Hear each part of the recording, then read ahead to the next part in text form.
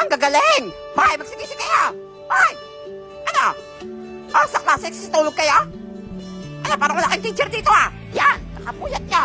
Puro kayo cellphone ng cellphone. Pagdating sa eskwelahan, wala kayo. Puro kayo makatulog. Ma'am, binibigyan ko po ng 2 points si Nene. Ang dami niyang kuto. Nakakati na yung ulo ko. Nakahawa siya dito. Ibigyan ko po si Totoy ng 5 points. Ay, tumigil kahit sinasaway ko na ang ingay-ingay. Parang wala kayong president dito Oh, James, may favorite. Ma'am, binibigyan ko po ng 10 points yung sarili ko. Wala, bakit yung sarili mo? Kasi gusto ko nang lumabas. Ayoko na sa room na to. Masyado akong pogi para sa kanila. Ay, ang pogi talaga! Babog kayo palabasin!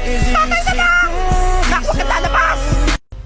Kaya, sino bang may manliligaw sa ating dalawa na nag-aantay sa labas, pero ikaw, 1, 2, 3, kinakapitan, sila na nga yung lumalayo sa'yo, di ba? You disrespect him. You will never gain my respect. Hindi ko nga alam ba't kita tinatawag na ate. Hindi nga kita kaano-ano at hindi ka naman karisrespeto.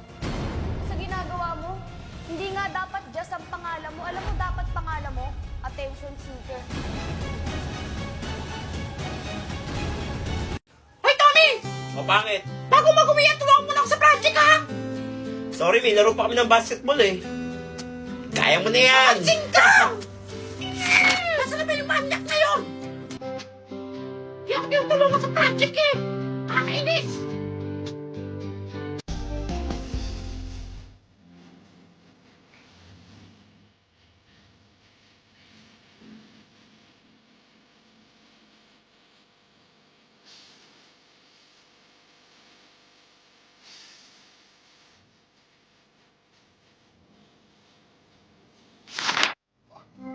Hello? Crush mo ako, no? Maming ka na. Kapal na! Manyak! Sige ka dyan! Sus, kunyari ka pa. Oh, classmate, bago kayong classmate! Hi guys, I'm Edward. Hala, foreigner pa siya? Hoy, asawa na kita Ay! Pogi niya! Dede? Edward, ikaw na ba yan? Magkakilala sila? Kala ko sa US ka na! Oo, dito na ako mag-aaral. Para magkasama na tayong dalawa. Di naman pogi. Piling pogi. Mas pogi pa ako dyan Ito namang santo, kilig na kilig. Kala mo, ngayon na nagkita. Sus, pangit. Uy, wala si ma'am. Bagong negosyo. Maniningil ako. Kunyari, patay na si ma'am. For sure, marami magbibigay dito. Yayaman ako. Mga classmate, tahimik muna kayo. Bakit ang boy? Ako, bakit umiiyak si treasurer? Wala, kawawa naman. Huwag kayo magugulat sa sasabihin ko, Patay na si ma'am. Hala, totoo ba? Hala, totoo pa yan? Sinabi lang sa akin ng pamilya niya. Wala na si ma'am. Oo, nakakayat talaga. Sinungaling niyang unggoy na yan. Totoo nga, patay na si ma'am. Sinungaling ka! Bobo Yes, wala nang assignment! Dahil dyan guys, maniningil ako ng para may pangtulong naman tayo sa pamilya ni ma'am. Sinungaling ka! Totoo nga to. Isa pa, pasin kita ng bag. Di ampasin mo unggoy ka! Kahit magkano lang daw ibigay nyo, basta hindi bababa ng 1,000. Walang mahal naman. Kaya nga, mahal. Ano ba yan, ginto yung Parang ako kabaho? lang nagmamahal kay mama. Hala, umiyak na siya, Uy, magbigay na kayo. Ayan. Ay, sa akin, Totoy. Ikaw. Yan. Pag dito Iwan yan, ko na lahat ng pera dito. Laki dito, 50 lahat. Lahat magbibigay, Guys, magbigay na kayo. Kawawa na si treasurer, Pera. Bagong cellphone. Ang dami kong pera. Mamaya pupunta akong mall, bibili akong bagong cellphone. Tumatawa na naman mag-isa si Bayo, Akla, sorry na late ako, May meeting lang kami kanina. Ma'am, Oo, hindi Buhay ba ka? nakikita? Oo, syempre, buhay pa ako. Pinatay mo na ako? patay ka na Hay! Ano patay? Hala, ma'am! Patay talaga si ma'am. Patay ka na daw! Totoo Hala, yan. baka multo na yan. Multo yan. Ano, nakakatawa? Multo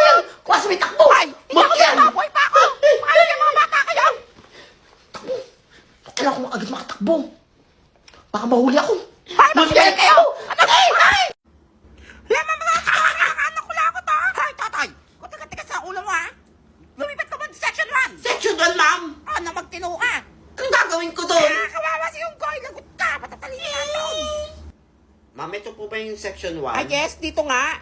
Dito daw po muna ako, sabi ni Ikaw ma'am. ba yung lower section na pinapunta dito? Upo na. Salamat Hindi na, huwag po. mo takutin yung mga klase ko.